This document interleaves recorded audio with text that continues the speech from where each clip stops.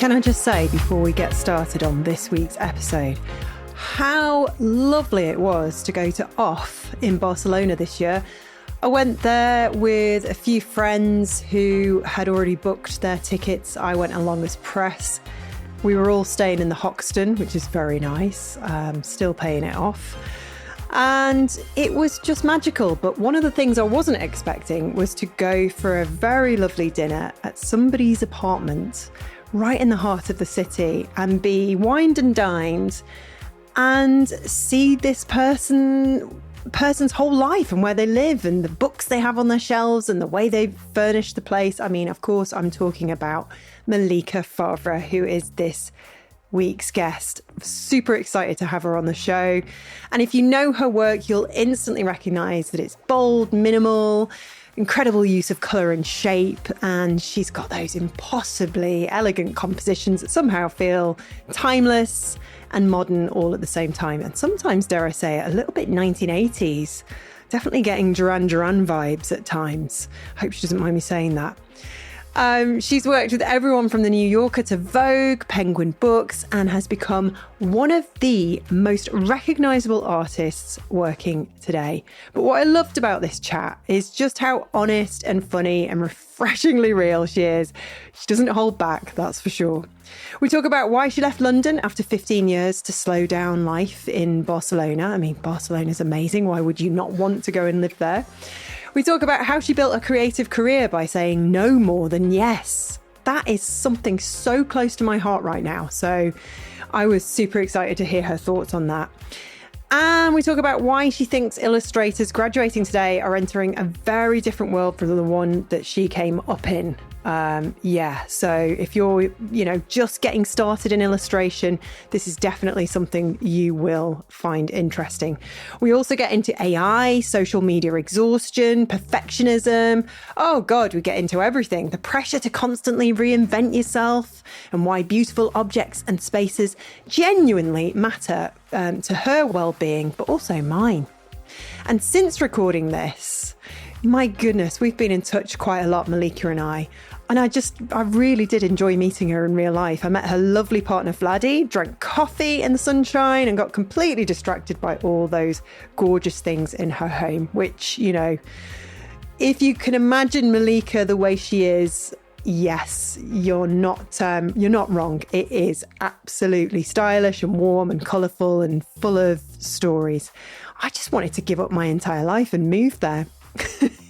There are so many juicy moments in this chat, from the project that changed her entire career to the one thing she refused to let clients define her by. Plus, there's some very strong opinions on Instagram vulnerability, the London ambition culture, and why most people with good taste don't actually have any money. So settle in, it's a really good one. This episode is sponsored by Adobe Acrobat Studio, the AI-powered workspace that's changing how we work with documents. Whether you're dealing with contracts, research, client briefs, or creative projects, Acrobat Studio brings everything together in one place, so you can spend less time managing files and more time doing the work that matters. Find out more at the link in the show notes. Hi, Malika. Hi, Katie. We're both ill. We've both got colds. Yeah, it's like the last stretch of winter, just suffering a little bit before finally entering spring. God, it's been cold. Yeah, but you're in Barcelona. I thought the sun was always shining. I know. But you know what? I think I was really hot and I was so happy the first year. And then it's like anything in life, you really get used to it. So I call it being tropicalized. So it's now, if it's less than 20 degrees, I'm freezing. Whereas when I was in London, I was fine. Oh, London. London's about 10 degrees warmer than Manchester, so you're fine. That's true. It is so true. I remember coming back home and getting off the train and then the cold blast immediately hitting me. And I'm like, why am I living in the north of England? It's just, yeah. So why did you move to Barcelona? Was it for the weather or? Yeah. No, to be honest, it was mostly for the weather. And I think by that point, I had been in London for 15 years. And, I was an illustrator and I was like working from home, and my clients were actually mostly abroad, a few in the UK, but a lot in the US and France. And at some point I just asked myself, like, what am I still doing here? Why am I still here? Why am I paying 3 times the price of everything when I could actually do what I'm doing from somewhere else and kind of take a little bit the pressure off as well because I wanted to slow down. I think I was 35, and as much as I loved London, as like the rhythm was really, it was just like really intense because everyone works. So you feel that pressure to always come up with new things, always do things. And I wanted to move somewhere where people were working less. That was Barcelona. I get it. I totally get it. I had a really nasty back injury and was isolated for a year. And then when I first went back down to London, it freaked me out. Like I had a bit of a breakdown. I had to ring my husband, Tom, and say, oh my God, it's like so busy. And like, there's just so much ambition and I feel like I'm getting left behind. And he's like, calm down and go and see some art. It's true. And I think it's like, it's one of the greatest things about London, that constant energy and things always moving. And there is always someone having an exhibition on or a cool project on, or I think it's great. I think it's just that I felt that it wasn't a city where I could take it slow. I tried for like a good year and I realized I kind of felt guilty all the time and I didn't like that feeling. Yeah.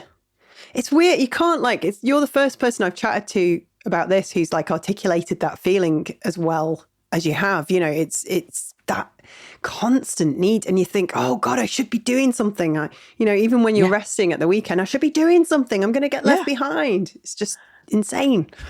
Yeah, exactly. And I think everyone feels that. And I mean, to be honest, out of all the people that were with me in London, also being expats is different because we've already moved from our own country. So we've moved once. So then you think you can move anywhere. But I think out of all the people, all my friends and the people I knew, maybe like 20% are still in London.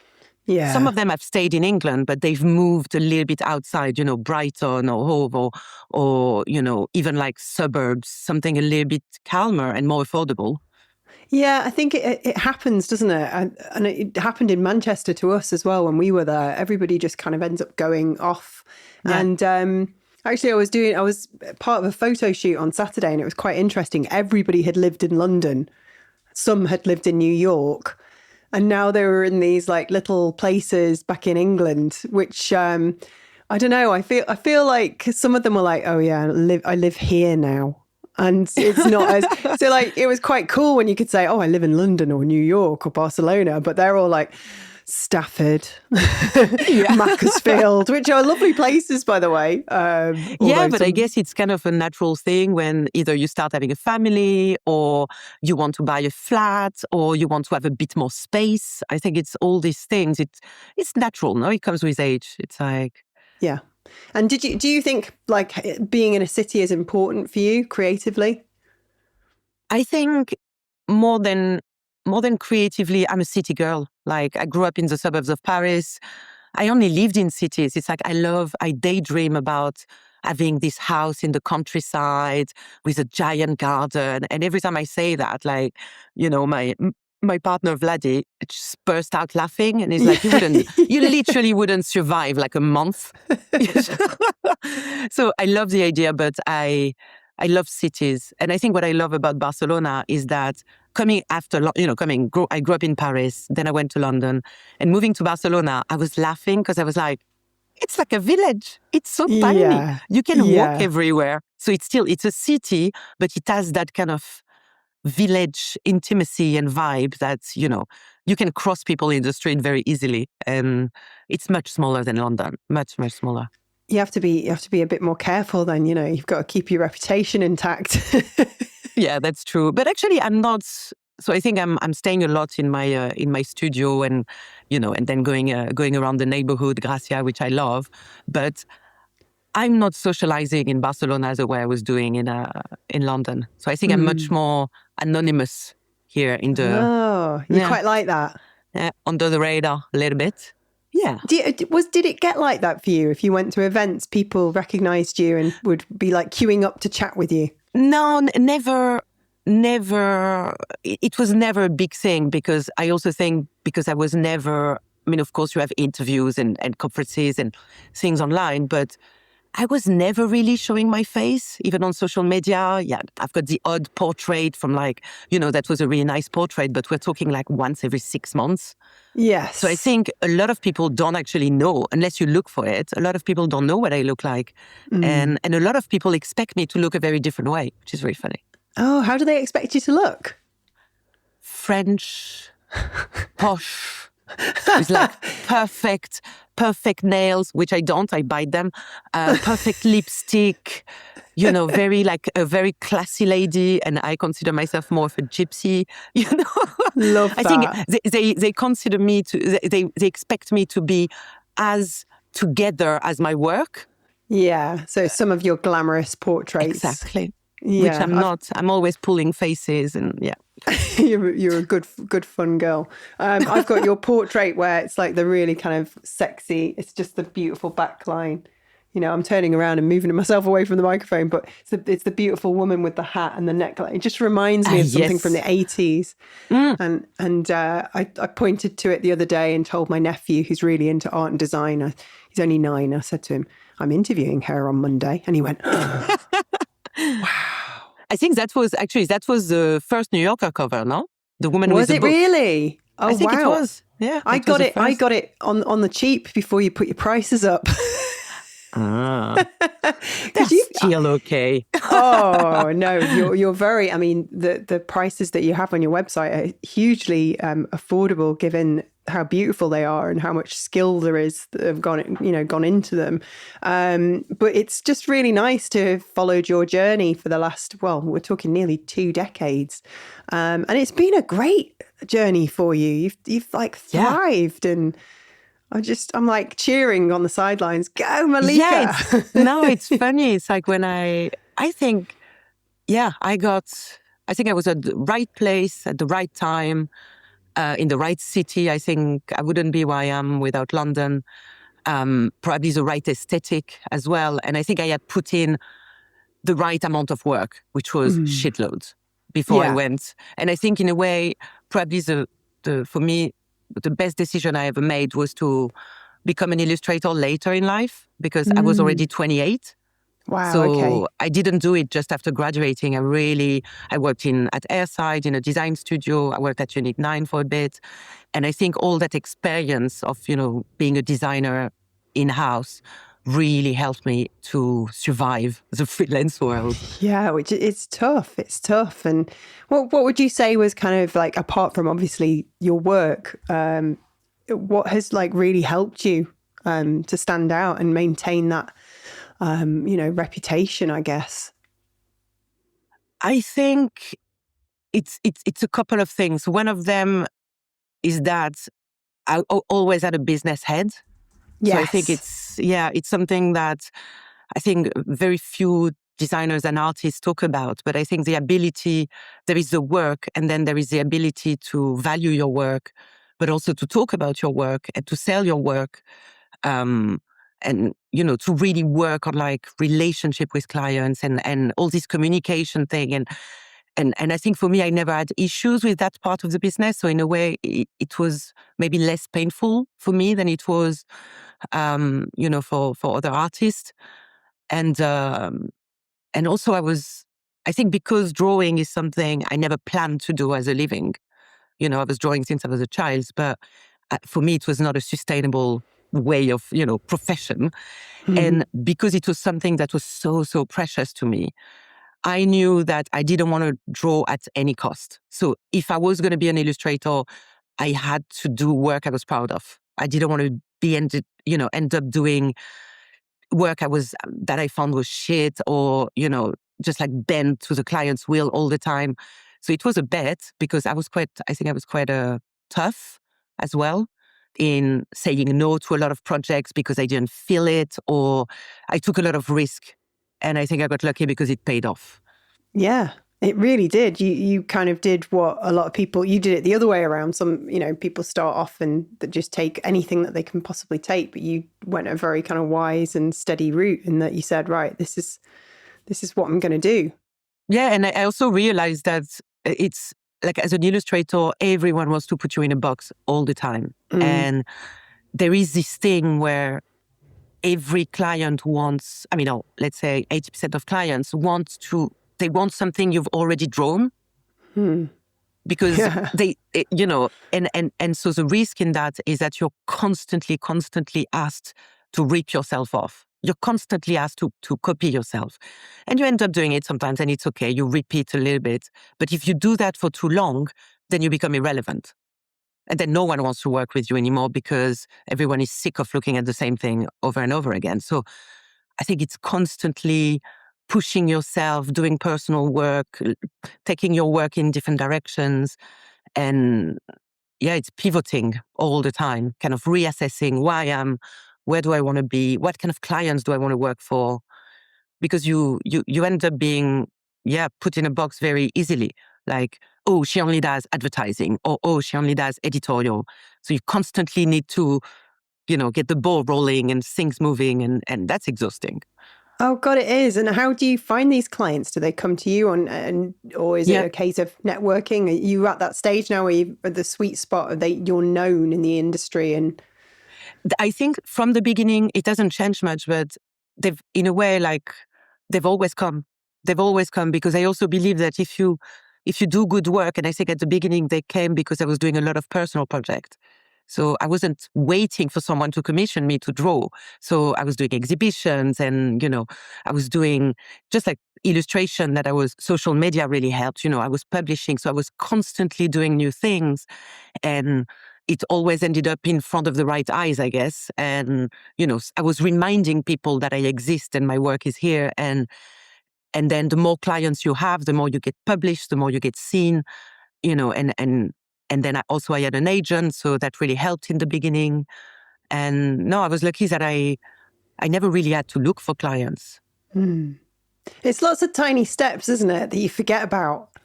Yeah, it's I call it the invisible work. Yeah. Yeah, it's like people can assume that you just got lucky, but I know you a little bit, Malika, and I know that you'll have worked very hard, very, very hard. I'm a little bit of a workaholic. Are you a type A personality like me? I never know these types. What is the type A? Which one is type A? Well, I did a talk lately, and I thought people kept saying, you're a type A personality, Katie. And I was like, I need to look this up. It's characterized by high levels of ambition, competitiveness, organization, highly organized, and a strong sense of time urgency. Yeah, I think that fits. Apart from the competitiveness, because I wouldn't say I am competitive. We're not going to be put in boxes, right? Exactly. No, the truth of the matter is that I'm obsessive compulsive. Yes. Yeah, for sure. I'm somewhere on the spectrum. I think we all are. All artists are somewhere on that spectrum. I think so. Do you have like things in your house that have to be a certain angle? Like if you had a cleaner and they come around and they like move the lamp, you're not that bad? No, not with cleaning. I'm an absolute chaos with that. But I've got this obsession that everything in my house needs to be beautiful. Oh, yeah. What, including the partner? Yes. Of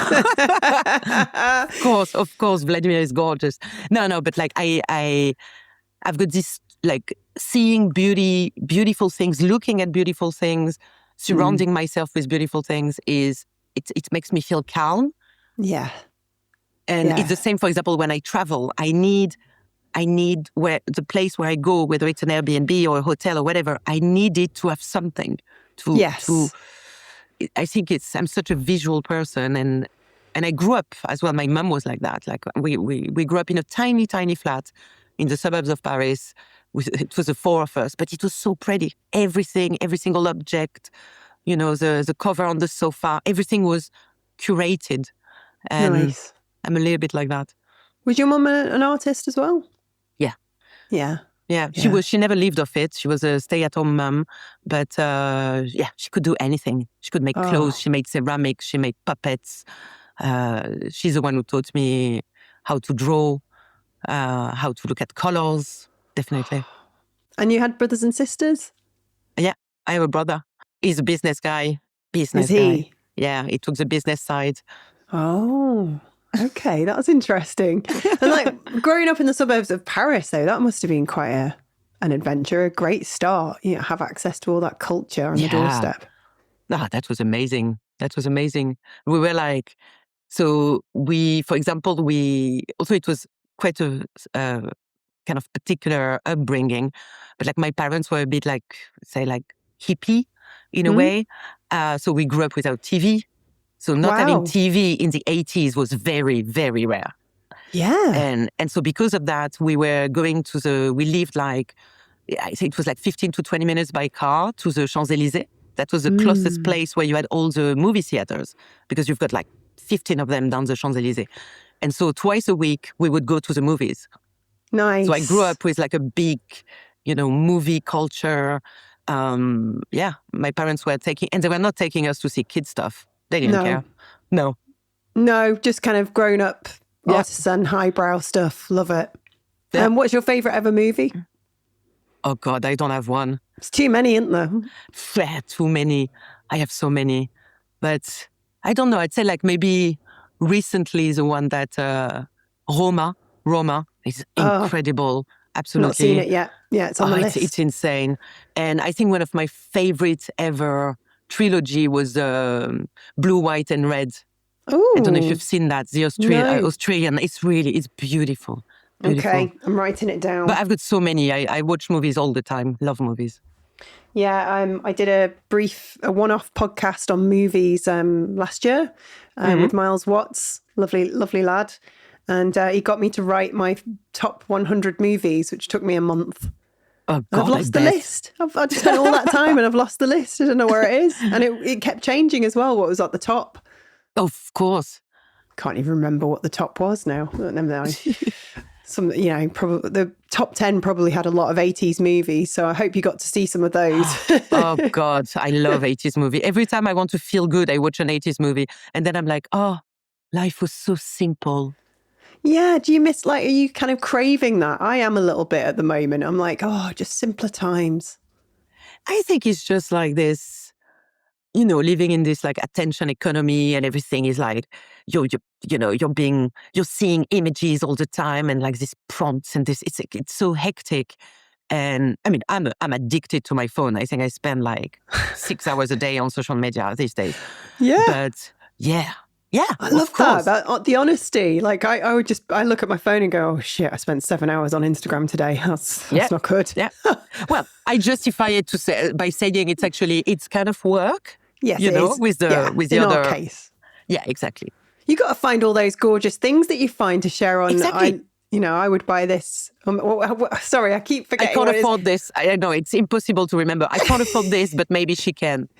So it's really kind of interesting that you say that. And you and I have navigated technology our whole careers, which just constantly shifts and changes. And obviously we both work in the publishing world quite a lot. So yeah, and now everything with AI.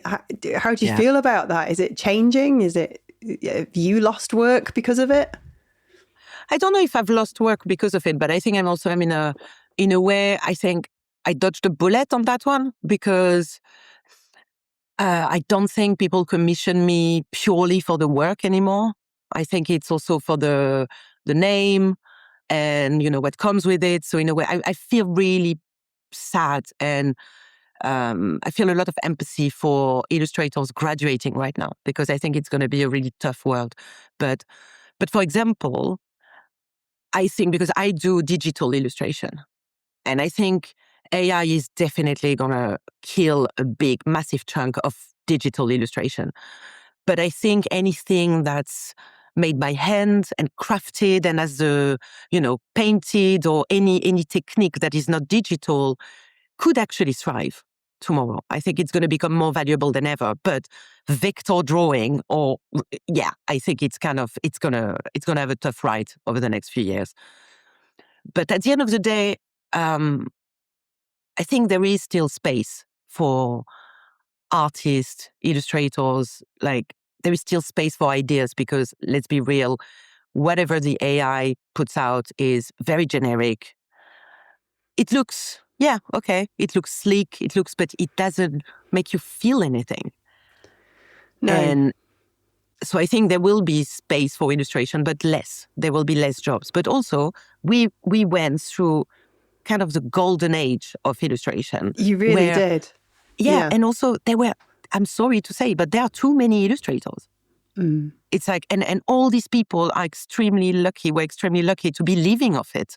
But I think you have way more illustrators living off illustration than in the 80s. It's like it used to be a small pool of people, then it became this huge pool of people, and now it's going to shrink again. I see it, I understand the angst and the anger of people and against AI, but I'm going to be a cynic. I mean, it's here to stay. It's going to stay.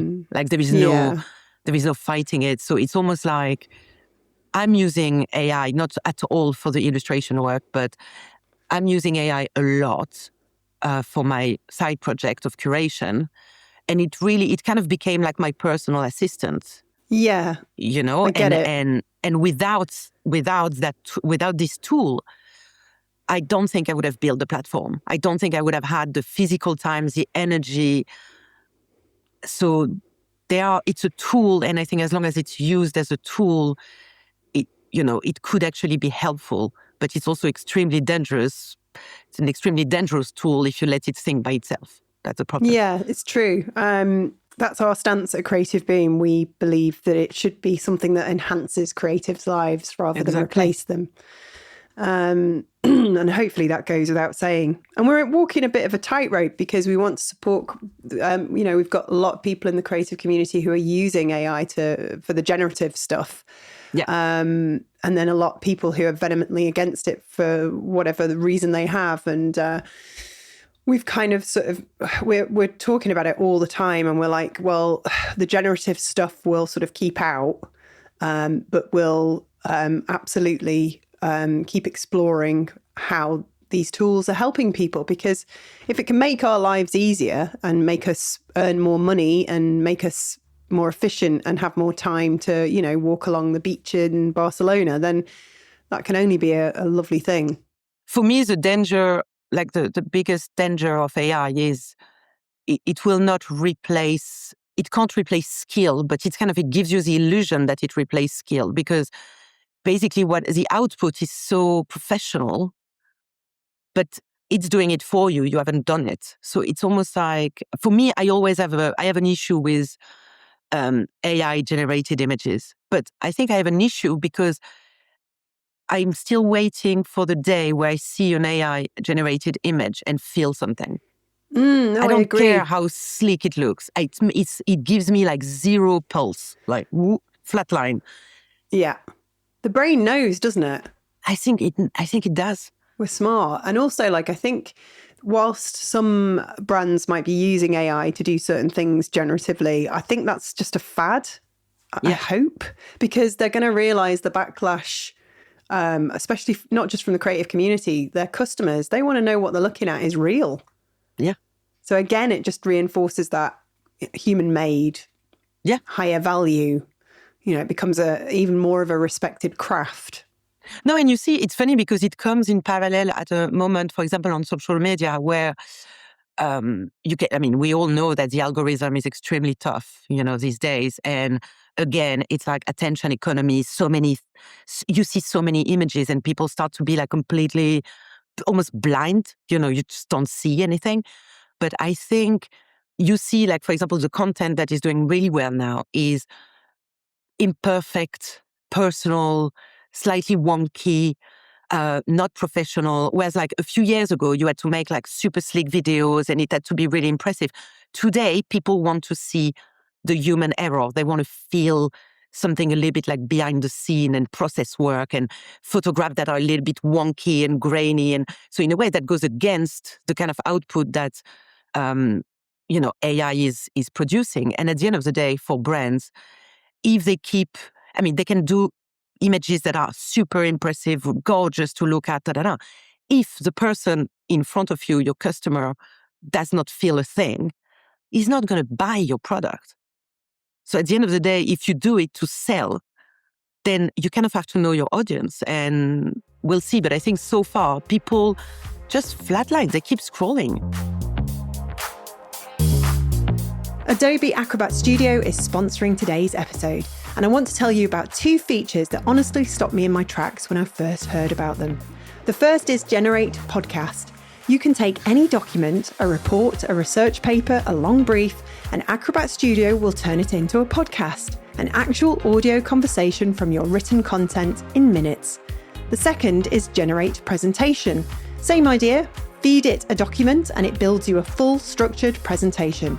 No starting from a blank slide, no reformatting, no wrestling with layouts. It just does it. For anyone who creates a lot of content or needs to communicate complex ideas in different formats, these 2 features alone are worth exploring.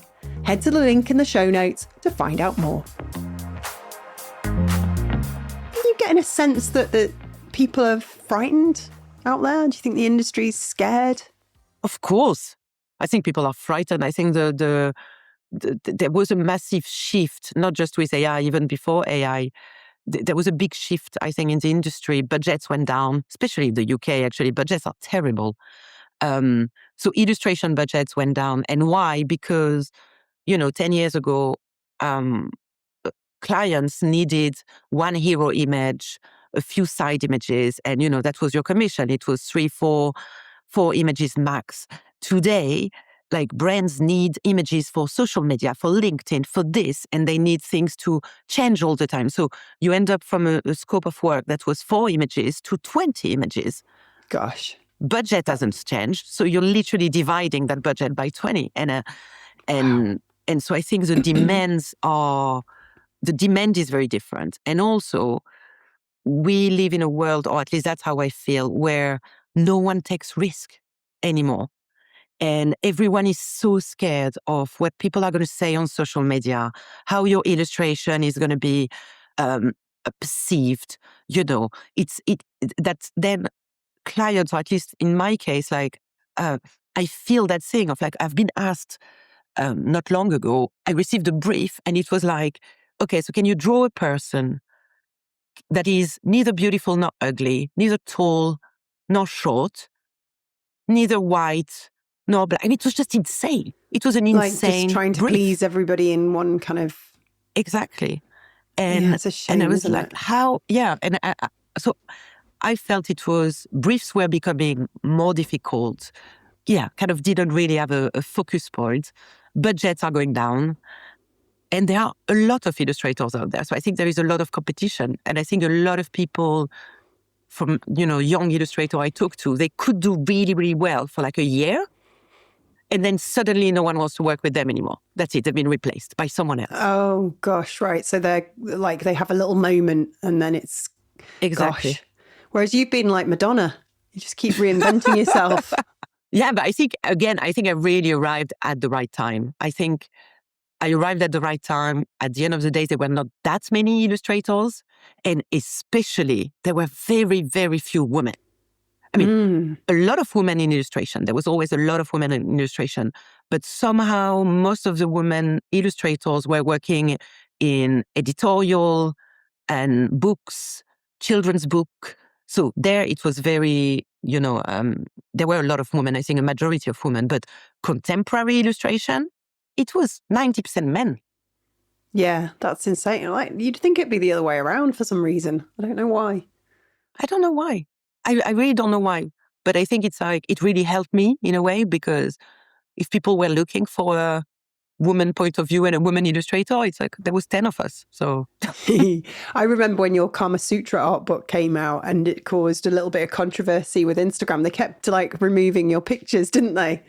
Yeah, but So you know what? sexy, It's though. still up. It's still up. I can still post it. Yeah, no, it's still up. It's turning everybody on. But It's that great. project, that project, actually, funny enough, that was the first ever freelance project I did. I did it when I was still at Airside, 2 months before leaving. And I think it's a project that changed the course of my career. It really launched me. It's such a beautiful book. I'm just trying to decide which is my favorite position. I mean, letter. V is great. V is great. Oh, yeah. V is great. Yes. Yes, that's definitely a girl thing. But you know what? A funny story about the Kama Sutra, talking about illustration careers. So when I did the Kama Sutra, I had already done 2 alphabets before while I was at Airside. So one was the Alpha Bunnies and the second one was the Pinups. And literally when I did the Kama Sutra, that's when I exploded. Like, it was posted everywhere on all the magazines, and the website got like 300,000 views. It was crazy. And literally what happened after that is that so many clients, of course, I got so many emails of people wanting me to do, erotic work. And one of the big decisions I made at the beginning is the Kama Sutra is going to be the last piece of erotic work I do. And I will never do it as a commission. Because again, I didn't want to get trapped in this, and I didn't want to become the girl who draws erotic alphabets. And in a way, it was risky because it was my most famous piece of work and I was literally not being paid for it or refusing to get paid for that. But I think it was the best decision to keep the erotic side of my work personal. So I kept doing it for myself. Yeah, you do. It's great. I mean, and it got you noticed, but have you turned down more projects than taken them on? Yeah, definitely. Yeah. Yeah. I God, think that's interesting. I think I've taken on maybe 10%. I've Good said grief. yes to maybe 10%. Yeah. Dame du Soir.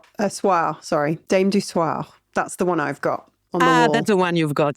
The screen print. Yeah. Beautiful. Minimal. I absolutely love it. Just reminds me of the kind of 80s and just what we grew up with. And my mum had like not a similar thing, but a similar vibe in the downstairs toilet. In the 80s. And this was when they had like a white and red kitchen and, we used to have those. Do you remember those like wallpaper borders that went around the top of your rooms? But it's true, it has an 80s vibe. And it's also like, it was actually a tribute to one of my favorite painters, which is René Gruot. And that was from the, I think, 20s, actually. So it's almost in between. It has that like old, early century kind of look. But then with the colors, it has a bit of an 80s peep show vibe. Yeah, it's great. Would you call yourself an artist or an illustrator? Yeah, it's a funny one. It's like, I think I call myself an artist. Depends on the conversation. Depends on my mood. But yeah, now I call myself an artist. And the funny thing is, like, I think I'm the first one who started calling myself an artist. I think I got to a point where I was like, okay, for me, what is the difference? The difference is that no one tells me what to draw. So even I take on commissions, obviously, but I also do my own work and I also express myself through drawings. And so basically, if tomorrow clients stop commissioning me, I will still draw. And I will still produce pieces and I will still be creative. And so for me, it's like, I decided, I have a point of view and I have things to say and a story to tell. So fuck it, I'm an artist. I love that. Love it. That should be on a t-shirt. Fuck it, I'm an artist. I love that. Going back to you mentioning the industry being predominantly men, do you feel like you've had to fight a little bit harder than, say, a bloke would have to get where you are, or has that never really sort of crossed your mind? I think I got really lucky because I was raised by a very strong woman.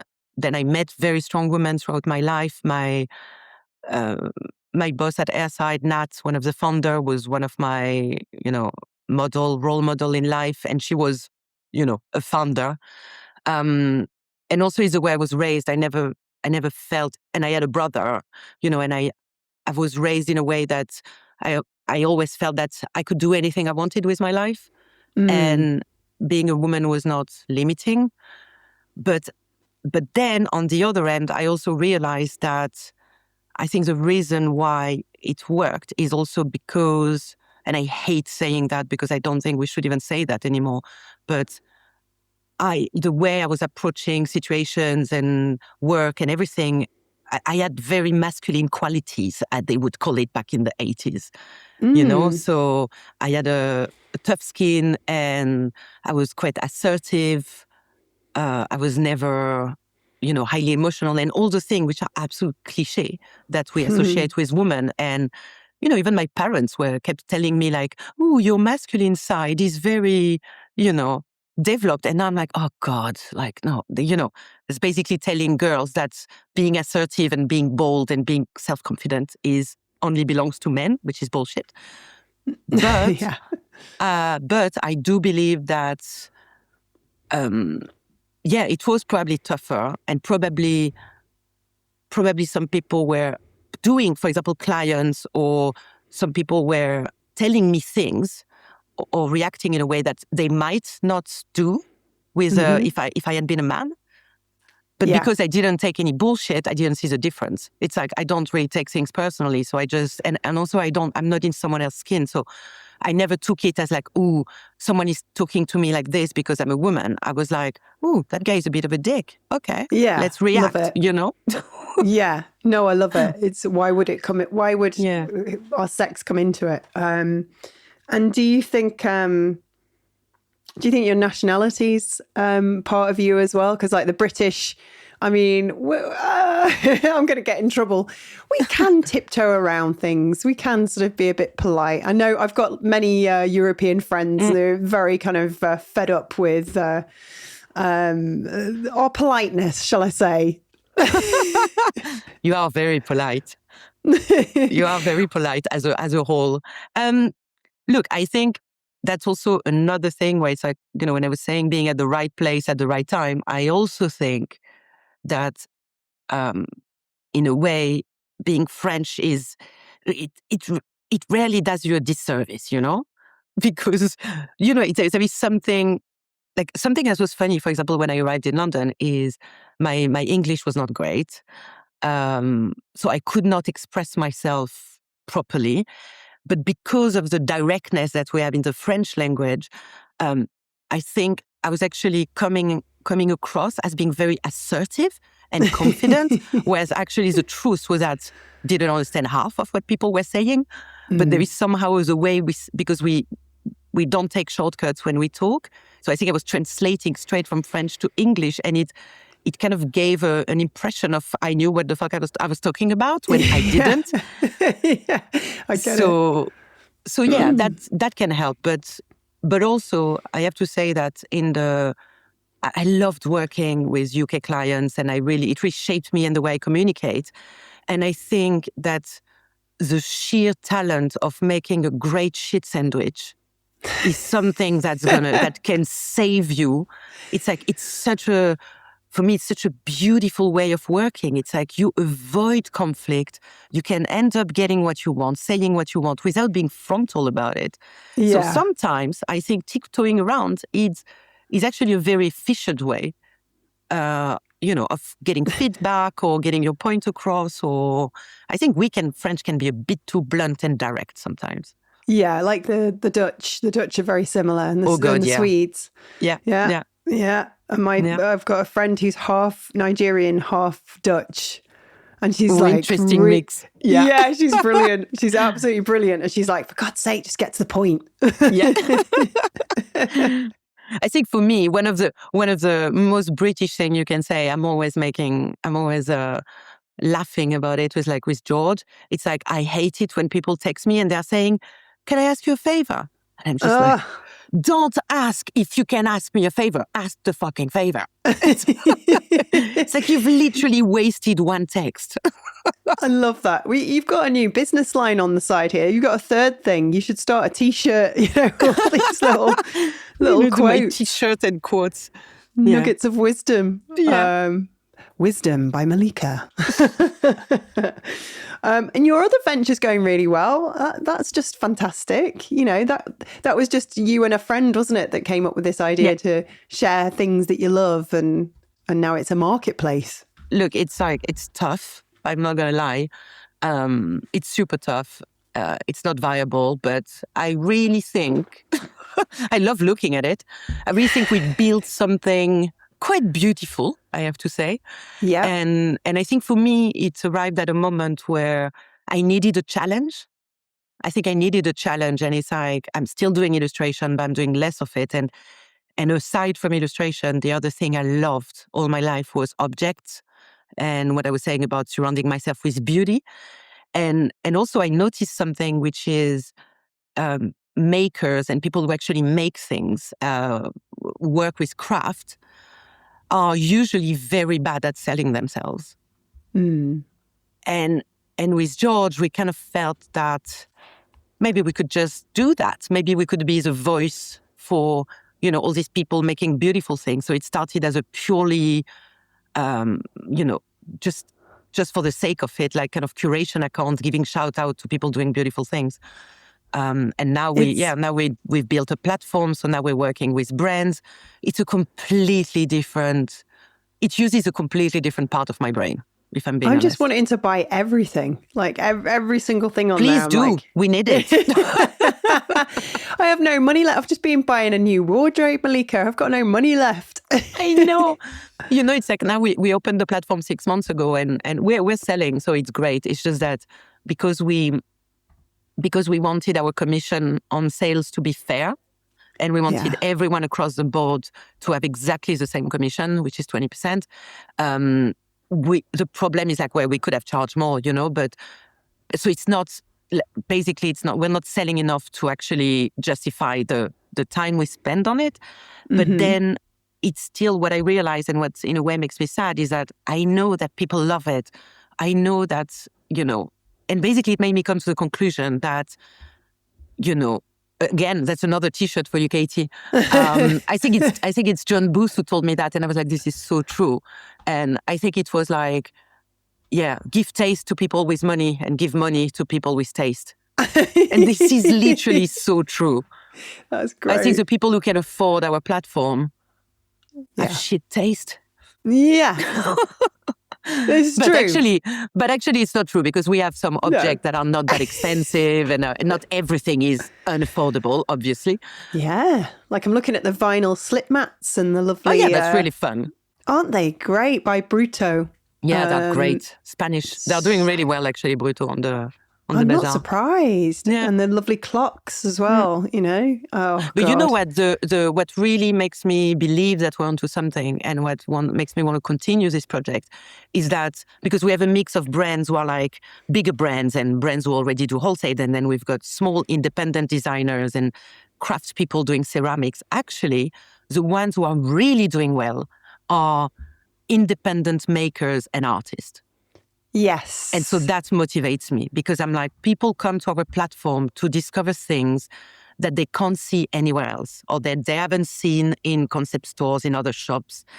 And they are the ones doing really well. People doing very niche objects or things. Like Tadashi Adamson is doing really well. Josie, who is making the cat shoes, Oh, the cat shoes are incredible. I'm just looking at stuff from Octavo. No, you have to see the last. Did you see the last collection she did? Oh. It just came out yesterday. It's Josie on the Duritz. homepage. Yeah, it's the artist. Oh my God. Amazing. She made an artist shoe collection with smudges. It's amazing. Have you got any? Not yet. Oh, okay. I bet you're like me. Like, which one would I get though? I've got the cat shoes though. Have you got the cat shoes? Of Which course. ones? The slip-ons or the... Got the Ziggy boots. Oh, nice. Yeah. They are stunning. I got them like 2 years ago when she launched. I was like, that's my biggest problem as well, because even though I make commissions, I reinvest my commissions in buying more things. It's really bad. Well, you've got to fill your house with beautiful things. I know. So come on, we need a little bit of optimism. We've talked a lot about how things have been great for you and how it happened and how the industry's changed and gone through so many shifts. What's next? And is there, if there's an illustrator listening to this out there who's just getting started, is there any hope for them? Can you give them any kind of advice? No, for sure. I think there is a lot of hope. I think there is a lot of hope for illustration and for anyone who has talent and stamina. But it was always like that. It was always about stamina and talent. I think the most important thing is to keep doing something personal, and to not to try to please the masses, because it's also not to try to please people on social media. It's very difficult, I think, to kind of not listen to all that noise. But I think at the end of the day, the beautiful thing is that if you keep doing something for long enough and you manage to, survive and make it a little bit viable, something can always happen. Something big can always happen. And it could, the day that someone spots your work and gives you a big commission, it could be the start of something big. So I think it's about, keep doing, the work you love, and also to do work that is profoundly personal, because no one can copy that. No one can copy something that comes from within, And I think at the end of the day, more and more people are looking to feel something and for personal connection, and for this, they need work that is sensitive and makes you feel emotions. So I know it's tough, but I think there will always be space for people with talent, but it is hard work. But it always was. It always was hard work. It always was. Always have to put the hard graft in. Well, thank you, Malika, for joining us on the Creative Bean podcast this week. We will see you on Thursday for your dose of the spark. Thank you so much. Thanks, Katie. That was Malika Favre. I absolutely loved our chat. Oh my goodness. So much honesty and wisdom and perspective all in there, wrapped up in a gorgeous chocolate box, especially around creativity and learning how to protect our voice in an industry that constantly wants to categorize us and, put us in a box, I guess. I also really loved what she said about doing work that's deeply personal, because no one can copy that. Doesn't that really hit home right now? Don't you think that when you feel like you're not getting anywhere and everybody is competing with you and it feels like you're just never going to break through, it's very reassuring to know the more you lean into your own personal voice, the more no one can copy you. Does that sort of make sense? Am I just sort of waffling now? Probably. Anyway, if you enjoyed this episode, do share it with someone who'd love it too. And as always, thank you so much for listening. It really means a lot, and for supporting the Creative Boom podcast. You can find Malika and all the information and her website link and everything in the show notes, including her wonderfully addictive platform, I Can't Afford This, but Maybe She Can. Enter at your own financial risk. I'll see you on Thursday. Thanks to Adobe Acrobat Studio for sponsoring this episode. If you're curious about what it can do for your workflow, head to the link in the show notes to explore.